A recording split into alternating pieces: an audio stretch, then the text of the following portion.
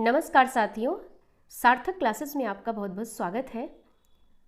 अपनी पिछली क्लास में मैंने संसद पढ़ाया था, जिसका पार्ट 1 हमने कंप्लीट किया था। हम लोगों ने डिस्कस किया था उसमें लोकसभा और राज्यसभा का गठन कैसे होता है और जो संसद के सदस्य होते हैं यानी लोकसभा और राज्यसभा के सदस्य जो हैं उनकी योग्यता क्या है और उनकी अयोग्यता क्या है, किस आधार पर उन्हें अयोग्य माना जा सकता है। इसके अतिरिक्त उनके वेतन भत्ते और शपथ से संबंधित प्रावधान भी हमने डिस्कस किए थे। तो आज ये उसी का पार्ट 2 है। इसमें हम डिस्कस करते हैं। सबसे पहले हमने राज्यसभा पढ़ी थी, क्योंकि मैंने आपको बताया था कि आर्टिकल 79 में संसद का वर्णन है और आर्टिकल 80 में राज्यसभा और आर्टिकल 81 में लोकसभा। तो इसी क्रम में हम इसको पढ़ेंगे। तो सबसे पहले हमने राज्यसभा पढ़ी थी, उसका गठन कैसे होता है, कार्यकाल कितना होता है। उसके बाद हमने लोकसभा के बारे में डिस्कस किया था।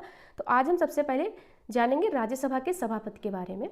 तो राज्यसभा के सभापति का जो पद है उसका उल्लेख हमें भारतीय संविधान के अनुच्छेद 89 में मिलता है, 89 में। जैसा कि आप सभी जानते हैं, जो भारत के उपराष्ट्रपति होते हैं वो राज्यसभा के पदेन सभापति भी होते हैं, यानी कि ex officio chairman of Rajya Sabha भी उन्हें माना जाता है। तो उपराष्ट्रपति राज्यसभा के पदेन सभापति होते हैं। इसको आपको पता भी होगा और आप याद भी रखेंगे। तो अलग से उनका निर्वाचन नहीं होता है राज्यसभा के सभापति के रूप में। दूसरा हम इसके अंतर्गत देखते हैं, एक पीठासीन अधिकारी के रूप में राज्यसभा के सभापति की शक्तियां और कार्य लोकसभा के अध्यक्ष के समान है। क्योंकि अभी हमने लोकसभा के अध्यक्ष के बारे में नहीं पढ़ा है, तो आगे हम डिस्कस करेंगे। तो अभी आप ये समझ लेते हैं कि तो इनकी शक्तियां हैं और कार्य हैं वो लोकसभा स्पीकर के ही समान होते हैं। पीठासीन अधिकारी मीन्स प्रिसाइडिंग ऑफिसर, जो भी अध्यक्षता करता है सदन के। और आगे बढ़ते हैं। राज्यसभा द्वारा स्वयं अपने सदस्यों में से निर्वाचित किया जाता है। ये उपसभापति के बारे में है। तो एक उपसभापति भी होता है राज्यसभा का, और यह राज्यसभा द्वारा अपने सदस्यों के बीच से ही निर्वाचित किया जाता है। उपसभापति सभापति के अधीनस्थ नहीं होता है। आप ये मत सोचिएगा कि राज्यसभा का सभापति यानी कि जो उपराष्ट्रपति है और जो उपसभापति है तो वो सभापति के अधीन है। कोई न तो यहाँ पे वरिष्ठ है, न ही कोई कनिष्ठ है। जो उपसभापति होता है वह सीधे राज्यसभा के प्रति उत्तरदायी होता है। नेक्स्ट हम देखते हैं लोकसभा अध्यक्ष। लोकसभा अध्यक्ष के पद का वर्णन भारत के संविधान के अनुच्छेद 93 में इसका वर्णन हमें मिलता है, 93। तो इसमें हम लोग देख लेते हैं। पहला पॉइंट है, वह लोकसभा द्वारा अपने सदस्यों में से पहली बैठक के बाद चुना जाता है। यानी जब लोकसभा की फर्स्ट मीटिंग होती है, जब नई लोकसभा गठित होती है, उसकी जो प्रथम बैठक होती है, उसी दौरान निर्वाचन की तारीख तय कर ली जाती है। और ये इसका निश्चित तारीख जो निश्चित की जाती है वो राष्ट्रपति द्वारा की जाती है। राष्ट्रपति डिसाइड करता है किस डेट में लोकसभा स्पीकर का चुनाव होगा। तो लोकसभा स्पीकर के लिए पहली बैठक में ये निर्णय ले लिया जाता है। नेक्स्ट, आमतौर पर लोकसभा के कार्यकाल के दौरान स्पीकर अपने कार्यालय में ही रहता है। वह निम्नलिखित में से किसी मामले में पहले कार्यालय छोड़ देता है। तो जो निम्नलिखित मामले हैं जिसमें कार्यालय छोड़ देता है वो हम बाद में डिस्कस करेंगे। यहाँ पे एक बहुत इंपॉर्टेंट पॉइंट आपको बताना है, जो अक्सर वनडे एग्जाम में पूछा जाता है कि लोकसभा स्पीकर जो होता है वो उसका कार्यकाल कब तक होता है और वह अपने पद पर कब तक बना रहता है। तो हो सकता है काफ़ी कम लोगों को पता हो, जब लोकसभा भंग हो जाती है तो लोकसभा अध्यक्ष अपना पद नहीं छोड़ता है, वो फिर भी अपने पद पर बना रहता है और तब तक वह अपने पद पर कार्य करता है जब तक कि नई लोकसभा गठित होकर के इलेक्शन के बाद जो नई लोकसभा गठित होती है उसकी फर्स्ट मीटिंग यानी पहली बैठक न हो जाए। और प्रथम बैठक में आप जानते हैं प्रोटेम स्पीकर नियुक्त किया था। प्रोटेम स्पीकर को हम अलग से एक उसका अलग क्लास लेंगे जिसमें हम प्रोटेम स्पीकर के बारे में चर्चा करेंगे। तो जब तक नई लोकसभा गठित होकर के नहीं आ जाती है तब तक लोकसभा अध्यक्ष अपना पद नहीं छोड़ता है, वो अपने पद पर बना रहता है। ये इंपॉर्टेंट है, इसको आप नोट कर सकते हैं। तो हम यहाँ पर देखेंगे कि लोकसभा के कार्यकाल के दौरान स्पीकर अपने कार्यालय में रहता है और कौन सी ऐसी परिस्थितियाँ होती हैं जिसमें वो अपना पद छोड़ देता है। इसको हम 1 बाय 1 देख लेते हैं। तो पहला है, यदि वह लोकसभा का सदस्य नहीं रहता, यानी उसको लोकसभा की सदस्यता ही उसकी चली जाए तो वो भी लोकसभा अध्यक्ष नहीं रह सकता है। दूसरा, यदि वह डिप्टी स्पीकर को लिखित रूप से इस्तीफा दे देता है। और यहाँ भी एक क्वेश्चन बन रहा है, ऑब्जेक्टिव क्वेश्चन एक पूछा जाता है, लोकसभा अध्यक्ष अपना इस्तीफा यानी अपना त्यागपत्र किसे सौंपता है? तो लोकसभा के उपाध्यक्ष को यानी डिप्टी स्पीकर लोकसभा अध्यक्ष उपाध्यक्ष को सौंपता है। और जस्ट इसके अपोजिट अगर उपाध्यक्ष अपना त्यागपत्र देता है तो वो लोकसभा अध्यक्ष को देता है, यानी एक दूसरे को अपना त्यागपत्र सौंपते हैं। तो यदि लोकसभा अध्यक्ष अपना जो इस्तीफा है वो उपाध्यक्ष को दे देता है तो भी वह अपने पद पर नहीं रहेगा। नेक्स्ट पॉइंट है, यदि उसे लोकसभा के सभी सदस्यों के बहुमत से पारित प्रस्ताव द्वारा हटाया जाता है। अगर ऐसा होता है कि लोकसभा अध्यक्ष को सदन से बहुमत से प्रस्ताव पारित करके हटा दिया जाए, अब ऐसा जो प्रस्ताव लाया जाएगा यानी जो ऐसा रेजोल्यूशन पास होगा उसकी एक टाइम लिमिट होती है, यानी अग्रिम सूचना देनी होती है लोकसभा स्पीकर को। तो 14 डेज बिफोर, 14 दिन पहले लोकसभा अध्यक्ष को सूचित करना होता है आपके खिलाफ प्रस्ताव आ रहा है, उसके बाद ही उस प्रस्ताव को पेश किया जा सकता है। और जब हटाने का संकल्प विचाराधीन होता है तो अध्यक्ष सदन की बैठक की अध्यक्षता नहीं कर सकता, यानी उसको हटाने का संकल्प अगर विचाराधीन है सदन में तो उस दौरान जो लोकसभा अध्यक्ष है वो सदन की बैठक की अध्यक्षता नहीं कर सकता है। हाँ, वह उपस्थित रह सकता है, उपस्थित रहकर वो अपना सुन सकता है जो भी वहाँ पे चर्चा हो रही है, जो प्रस्ताव पे लोग अपना मत दे रहे हैं। और इसका जो उल्लेख है वो अनुच्छेद 96 में है, आर्टिकल 96। नेक्स्ट, जब भी लोकसभा भंग होती है अध्यक्ष अपना पद नहीं छोड़ता है और नवनिर्वाचित लोकसभा के मिलने तक पद पर बना रहता है। बहुत ही इंपॉर्टेंट पॉइंट है, अभी मैंने आपको ऊपर ही बताया था कि जब लोकसभा भंग हो जाती है इसका मतलब ये नहीं कि लोकसभा अध्यक्ष भी अपना पद छोड़ देगा। आपको मालूम होगा कि लोकसभा में एक सचिवालय होता है, लोकसभा सचिव होता है, और वो लोकसभा सचिवालय लोकसभा अध्यक्ष के अधीन रहता है। इस वजह से लोकसभा अध्यक्ष को अपने पद पर बने रहना होता है जब तक कि नवनिर्वाचित लोकसभा ना आ जाए। नेक्स्ट, अब यहाँ हम देखेंगे लोकसभा अध्यक्ष की भूमिका, शक्तियाँ और कार्य, क्या उसकी भूमिका होती है सदन में और क्या उसको पावर होती हैं और उसके फंक्शंस क्या होते हैं, तो इसको हम डिस्कस करेंगे। पहला पॉइंट है वह सदन का प्रमुख प्रवक्ता होता है और सभी संसदीय मामलों में उसका निर्णय अंतिम होता है।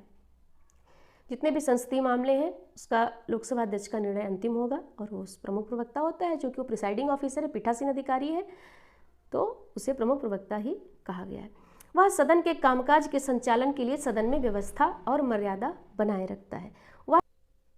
वह गणपूर्ति की अनुपस्थिति में बैठक को स्थगित करने के लिए सदन को स्थगित कर देता है। एक कोरम डिसाइड किया गया है संसद द्वारा, जो कि लोकसभा में अगर 10% 1/10 यानी 10वां हिस्सा, जितने भी टोटल सदस्य हैं उनका 10वां हिस्सा यानी 10% जो कि कोरम बनाया जाता है, कोरम माना जाता है, उतने होना आवश्यक है। अगर उतने सदस्य 10% नहीं है तो उनकी उस कोरम की अनुपस्थिति में, यानी कोरम पूरा नहीं हो रहा है, तो लोकसभा अध्यक्ष किसी भी बैठक को स्थगित करने के लिए सदन स्थगित कर देता है।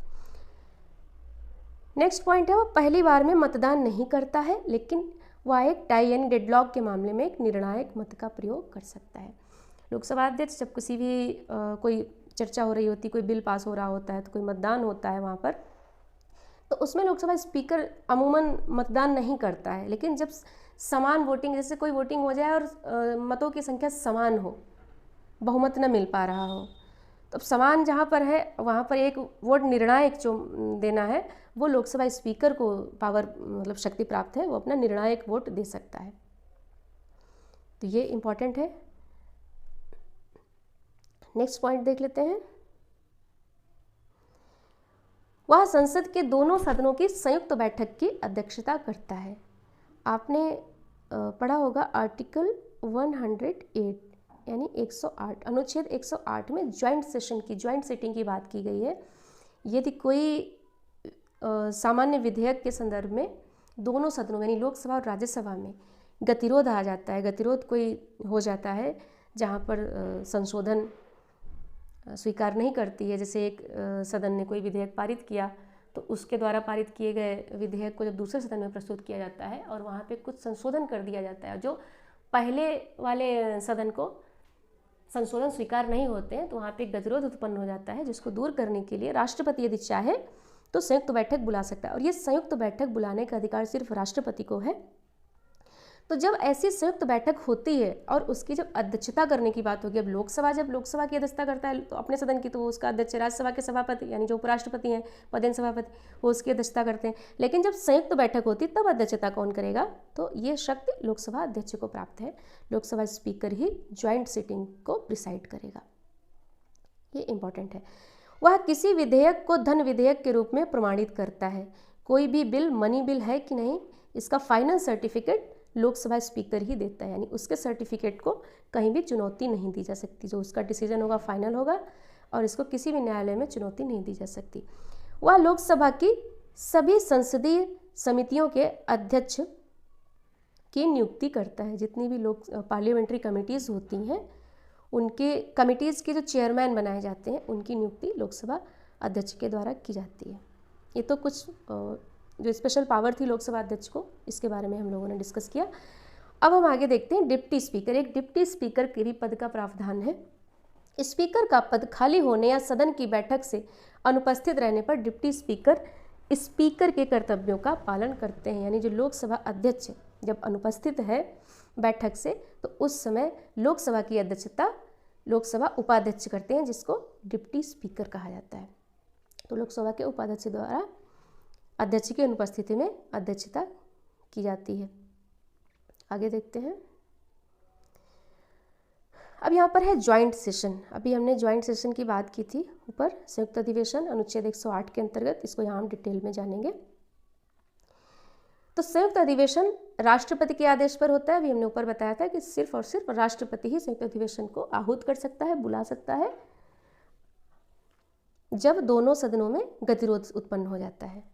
तो इसमें देख लेते हैं किन परिस्थितियों में संयुक्त अधिवेशन बुलाया जाता है। एक सदन द्वारा पारित विधेयक दूसरे द्वारा अस्वीकार कर दिया जाए, यानी लोकसभा ने पारित किया है और राज्यसभा ने उसे रिजेक्ट कर दिया। राज्यसभा ने पारित किया, लोकसभा ने रिजेक्ट कर दिया, तो इस कंडीशन में भी ज्वाइंट सिटिंग बुलाई जा सकती है। दूसरा है दूसरे सदन द्वारा किए गए संशोधन। यदि एक सदन में कोई बिल पास हो जाता है और उसको दूसरे सदन में उसी रूप में न पारित करके उसमें कुछ संशोधन कर दिए जाते हैं, जो कि दूसरे सदन को, जहाँ से पारित होकर के बिल आया है, उसको स्वीकार्य नहीं है, तो फिर गतिरोध उत्पन्न हो गया। तो उस कंडीशन में भी ज्वाइंट सिटिंग की व्यवस्था की जा सकती है। थर्ड पॉइंट है दूसरा सदन बिल पर 6 महीने तक कोई कार्रवाई नहीं करता। ये सारी परिस्थितियां साधारण विधेयक के संदर्भ में आप ध्यान रखिएगा। यदि धन विधेयक और संविधान संशोधन विधेयक है तो उसमें ज्वाइंट सिटिंग कभी नहीं होती है। तो संयुक्त अधिवेशन केवल ऑर्डिनरी बिल के संदर्भ में ही होता है, यानी साधारण विधेयक के संदर्भ में ही बुलाया जा सकता है। तो जो कंडीशंस हम पढ़ रहे हैं ये सिर्फ साधारण विधेयक पर ही लागू होती है। जैसे 6 महीने जो समय होता है राज्यसभा के पास, अगर लोकसभा कोई बिल पास करके भेजता है तो 6 महीने के अंतर्गत दूसरा सदन उसको पारित कर दे, उसको मैक्सिमम 6 मंथ का टाइम मिलता है। तो यहाँ पर ये कह रहा है कि दूसरा सदन बिल पर 6 महीने तक कोई कार्रवाई नहीं करता है तो भी संयुक्त अधिवेशन बुलाया जा सकता है। नेक्स्ट है किसी विधेयक पर गतिरोध का समाधान दोनों सदनों के उपस्थित और मतदान करने वाले सदस्यों की कुल संख्या के बहुमत से होता है। यानी जब कोई ऐसा विधेयक है जिसमें कोई डेडलॉक है, कोई गतिरोध है और जिसमें ज्वाइंट सिटिंग बुलाई गई है, संयुक्त अधिवेशन बुलाया गया है, तो उसमें जो विधेयक पारित होगा तो किस बहुमत से, साधारण बहुमत से होगा, विशेष बहुमत से होगा। अब बहुमत कितने प्रकार के होते हैं इन पर हम कोई अलग से क्लास आपको अलग से आपके लिए एक वीडियो बनाएंगे, अभी यहाँ पर समझ लेते हैं। तो यहाँ पर साधारण बहुमत की बात की जा रही, दोनों सदनों के उपस्थित जितने भी लोग प्रेजेंट हैं और मतदान करने वाले सदस्यों की जो कुल संख्या है उसका साधारण बहुमत यानी बहुमत से पारित हो जाता है और फिर उसे राष्ट्रपति हस्ताक्षर करके स्वीकृति प्रदान कर देता है और वो अधिनियम बन जाता है। तो यहाँ ध्यान रखिएगा 2/3 बहुमत आए या साधारण बहुमत आए तो आपको साधारण बहुमत पे टिक करना है। साधारण बहुमत से संयुक्त बैठक में बिल पास होते हैं। नेक्स्ट पॉइंट है भारतीय संसद की संयुक्त बैठक केवल 3 विधेयकों के लिए बुलाई गई। अभी तक जो संयुक्त बैठक हुई है भारत के संसदीय इतिहास में यानी आज़ादी के बाद, तो सिर्फ 3 विधेयकों के लिए 3 बिल ऐसे थे जहाँ पे ज्वाइंट सिटिंग की व्यवस्था की गई थी। तो कौन कौन से ऐसे बिल हैं इनको हम देख लेते हैं। दहेज निषेध विधेयक 1961 1961 में एक बिल दहेज के अगेंस्ट था, उस पर ज्वाइंट सेशन हुआ था। और बैंकिंग सेवा निरसन विधेयक 1978, उसमें भी ज्वाइंट सिटिंग की व्यवस्था की गई थी। और लास्ट में अभी जो सबसे लेटेस्ट है वो है आतंकवाद निवारण विधेयक 2002, इसको पोटा के नाम से भी जानते हैं, आप लोग परिचित होंगे इस बिल से। इसमें भी ज्वाइंट सिटिंग की व्यवस्था की गई थी, तभी ये बिल पास हुआ था। तो कौन कौन से ऐसे बिल हैं जिनके लिए संयुक्त बैठक यानी ज्वाइंट सेशन बुलाया गया था, तो आप याद रखेंगे, कभी कभी वनडे एग्जाम में आपसे पूछा जा सकता है। दहेज निषेध विधेयक, बैंकिंग सेवा आयोग निरसन विधेयक और आतंकवाद यानी पोटा 2002। लास्ट पॉइंट है संयुक्त बैठक का प्रावधान केवल, जो मैंने अभी आपको पहले ही बता दिया है कि केवल और केवल साधारण विधेयकों में ही लागू होता है, या वित्तीय विधेयक। अच्छा, वित्तीय विधेयक और धन विधेयक मैंने आपको पिछली क्लास में पढ़ाया था, तो उसमें आप डिफ्रेंशिएट, अगर उस वीडियो को आपने नहीं देखा तो उसे देख लीजिएगा कि जो डिफरेंस होता है वित्तीय विधेयक और धन विधेयक में। तो कुछ वित्तीय विधेयक होते हैं जिनमें कि संयुक्त बैठक का प्रावधान हो सकता है, सभी वित्तीय विधेयकों में नहीं। तो उसको आप पढ़ करके ये पॉइंट आप क्लियर कर सकते हैं। संयुक्त बैठक का प्रावधान केवल साधारण विधेयकों या वित्तीय विधेयकों पर लागू होता है, न कि धन विधेयकों या संविधान संशोधन। संविधान संशोधन विधेयक और धन विधेयक पर कभी भी संयुक्त बैठक बुलाई नहीं जा सकती, ये चीज़ आप ध्यान रखेंगे। अब जो हमारा टॉपिक है वो है संसद के सत्र। संसद आमतौर पर एक वर्ष में 3 सत्रों यानी बजट सत्र, मानसून सत्र और शीतकालीन सत्र, बजट सत्र, मानसून सत्र और शीतकालीन सत्र, 3 सत्रों में मिलती है। आमतौर पर 3 सत्र होते हैं, 3 सेशंस होते हैं, बजट सेशन, मानसून सेशन और विंटर सेशन। आप लोग जानते हैं सबसे लंबा जो है बजट सेशन होता है, अगर नहीं जानते इसको आप नोट कर लीजिए, अभी इंपॉर्टेंट है, जो फरवरी से मई तक चलता है, सबसे लंबा सत्र इसे कहते हैं। फिर मानसून सत्र इससे छोटा होता है, जुलाई से सितंबर तक, और विंटर सेशन शीतकालीन सत्र ये नवंबर दिसंबर 2 ही महीने चलता है, और ये सबसे छोटा सत्र इसको कहा जाता है। संसद के 2 सत्रों के बीच में यानी 2 सेशंस के बीच में सिर्फ 6 मंथ का ही मैक्सिमम इंटरवल हो सकता है, यानी 6 माह से अधिक का अंतराल नहीं होना चाहिए। ये बात भारत के संविधान में वर्णित है। कभी कभी क्या अक्सर एक क्वेश्चन पूछा जाता है कि 2 सत्रों, संसद के 2 सत्रों के बीच में अधिकतम कितना अंतराल हो सकता है, तो आप वहाँ याद रखिएगा 6 मंथ। लेकिन अभी जो सेशन चलते हैं उसमें 6 मंथ नहीं होता है, क्योंकि 3 सत्र चलते हैं, तो कम से कम 2 सत्र तो होने ही चाहिए। और वर्तमान में कितने सत्र होते हैं? 3, ये आप याद रखेंगे। आगे कुछ लोकसभा और राज्यसभा की शक्तियों के बीच में अंतर है, उनके कुछ पॉइंट्स हैं, इनको जल्दी से देख लेते हैं एक एक करके। जैसा कि मैंने ऊपर भी डिस्कस किया है, धन विधेयक केवल और केवल लोकसभा में प्रस्तुत किया जा सकता है। जब आप धन विधेयक और वित्तीय विधेयक में जो हमने वीडियो बनाया था उसमें डिफ्रेंशिएट कैसे कर सकते हैं उसको आप देखेंगे तो क्लियर हो जाएगा। धन विधेयक केवल और केवल लोकसभा में प्रस्तुत किया जा सकता है, यानी उसको कभी भी शुरू नहीं किया जा सकता है राज्यसभा में, इसकी शुरुआत केवल लोकसभा में। लोकसभा को इसके संदर्भ में अनन्य शक्तियाँ प्राप्त हैं। दूसरा, कोई विशेष विधेयक धन विधेयक है या नहीं यह तय करने की अंतिम शक्ति किसे होती है? अभी ऊपर भी डिस्कस किया था, तो लोकसभा के अध्यक्ष को, लोकसभा स्पीकर का सर्टिफिकेट ही फाइनल होता है। लोकसभा के अध्यक्ष संसद के दोनों सदनों की संयुक्त बैठक की अध्यक्षता करते हैं, ये भी अभी हमने ऊपर डिस्कस किया था कि दोनों सदनों की जो अध्यक्षता होगी वो लोकसभा अध्यक्ष के द्वारा होगी। आगे देख लेते हैं। राष्ट्रीय आपातकाल को समाप्त करने का प्रस्ताव केवल लोकसभा द्वारा ही पारित किया जा सकता है। राज्यसभा अविश्वास प्रस्ताव पारित करके मंत्रिपरिषद को नहीं हटा सकती। राज्यसभा के पास ये पावर नहीं है कि नो कॉन्फिडेंस मोशन लाए सरकार के खिलाफ और प्रस्ताव मंत्रिपरिषद को, मतलब मंत्रिपरिषद के खिलाफ लाए और कहे कि आप जो है विश्वास मत में नहीं है, विश्वास हासिल करके दिखाइए। तो ऐसा अधिकार सिर्फ लोकसभा को है, ना कि राज्यसभा को। ऐसा इसलिए है क्योंकि मंत्रिपरिषद सामूहिक रूप से केवल लोकसभा के प्रति उत्तरदायी होती है। हाँ, राज्यसभा राज्य सरकार की नीतियों और गतिविधियों पर चर्चा और आलोचना कर सकती है, क्रिटिसाइज तो कर सकती है कि कोई गवर्नमेंट की पॉलिसी है, लेकिन सरकार के खिलाफ कोई प्रस्ताव मीन्स अविश्वास प्रस्ताव नहीं ला सकती है। अब हम देख लेते हैं राज्यसभा की विशेष शक्तियाँ। कुछ शक्तियाँ भी लोकसभा की देखी थी, और अब राज्यसभा की कौन सी ऐसी हैं जो विशेष शक्तियाँ हैं जो लोकसभा को प्राप्त नहीं है। इसके संघीय चरित्र के कारण राज्यसभा को 2 अनन्य या विशेष शक्तियाँ दी गई हैं जिनका उपयोग लोकसभा द्वारा नहीं किया जाता। कौन कौन सी हैं? तो पहला पॉइंट है, यह संसद को राज्य सूची, आपने पढ़ा होगा अनुच्छेद 249 आर्टिकल 249, जिसके अंतर्गत संसद राज्य सूची के कानून पर, राज्य सूची के विषय में कानून बना सकती है। जो राज्य सूची में वर्णित विषय आपको पता होगा 3 सूचियां हैं, संघ सूची, समवर्ती सूची और राज्य सूची। तो राज्य सूची के जो विषय हैं उन पर राज्य सरकार कानून बनाता है। जो संघ सूची के अंतर्गत विषय है उन पर संघ सरकार कानून बनाती है, और जो समवर्ती सूची के अंतर्गत विषय है उन पर संघ सरकार और राज्य सरकार दोनों ही कानून बना सकती।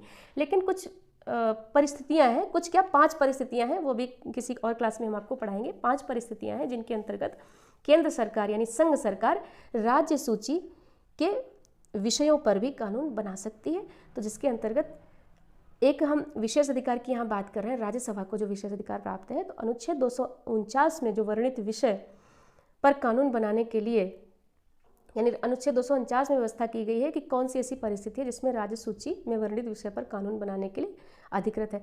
तो यह प्रस्ताव सिर्फ राज्यसभा में लाया जा सकता है। जैसे कोई राष्ट्रीय महत्व का विषय है, उस पर कानून बनाना है, तो ऐसा प्रस्ताव लोकसभा में नहीं लाया जाएगा, राज्यसभा ऐसा प्रस्ताव ला सकती है। और फिर कानून जो बनेगा वो संसद द्वारा बनेगा, यानी लोकसभा राज्यसभा दोनों द्वारा बनेगा, लेकिन प्रस्ताव सिर्फ राज्यसभा में ही प्रस्तुत किया जाएगा। तो ये विशेष शक्ति राज्यसभा को प्राप्त है।